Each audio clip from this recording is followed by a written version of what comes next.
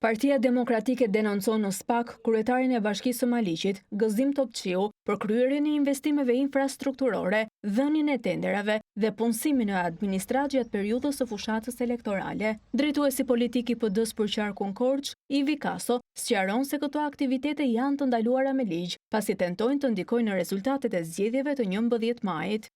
Partia Demokratike denoncon në SPAK Gëzim Topçiun, kryetarin e Bashkisë Maliq, për aktivitetet të jashtëligjshme, siç janë asfalti elektoral, tenderat elektoral, punësimet elektorale.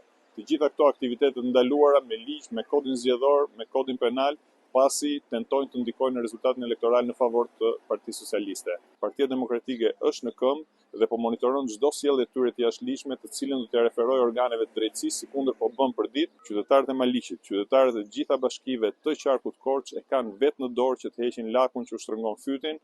Menjëherë pas denoncimit të PD-s, ka reaguar edhe kryebashkiaku i Maliqit Gëzim Topçiu, i cili bën me dije se të gjitha investimet e kryera në territorin e bashkisë që drejtohet për tij janë miratuar që prej vitit 2024 nga Këshilli Bashkiak.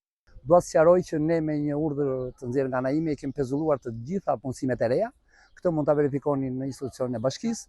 Momenti i dytë ka të bëjë me investimet të cilat janë investime të miratuara me vendim të Këshillit të Bashkisë që në vitin 2024 janë procedura normale standarde, nuk kemi bërë shtesa në periudhën që ka të bëjë me periudhën 14 të zgjedhjeve. Institucionet tona duhet punojnë sipas një miratimi që Këshilli i Bashkisë ka bërë, sipas miratimit që bën Agjencia e Prokurimeve Publike, që është institucion i cili shikon edhe bazueshmërinë ligjore tona.